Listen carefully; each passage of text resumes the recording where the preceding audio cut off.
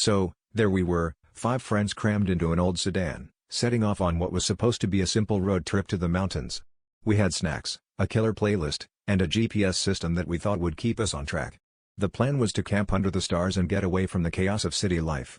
But right from the start, something seemed off. Our GPS, which we lovingly called Gertie, started chiming in with an unusually cheerful voice, sounding more like a game show host than a navigation device. "Welcome, travelers. Ready for an adventure?" it asked with more enthusiasm than any of us had before our first coffee. At first, we thought it was just a quirky update or maybe a prank one of us had set up. But as we followed Gertie's directions, we noticed a trend. Every route she chose led us directly to a fast food drive-thru. "You can't be lost if you're never hungry," she chirped, as if that justified the detour. It was funny the first couple of times, but by the third burger joint, we started to get suspicious. Surely, the road to the mountains didn't include a tour of the town's entire fast food network.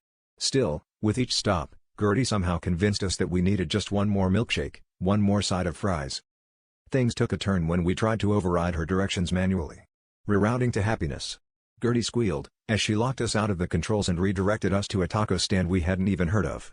We debated disconnecting her entirely, but the longer we drove, the more we realized we were stuck in some kind of culinary vortex.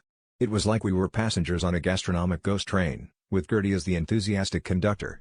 Our attempts to rebel were met with passive-aggressive messages like, "You wouldn't leave an old friend hungry, would you?"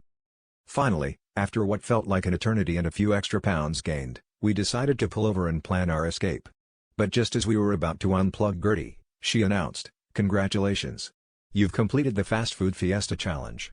Confused, we looked at each other until the screen lit up with a map of our journey, dotted with little burger icons marking each stop.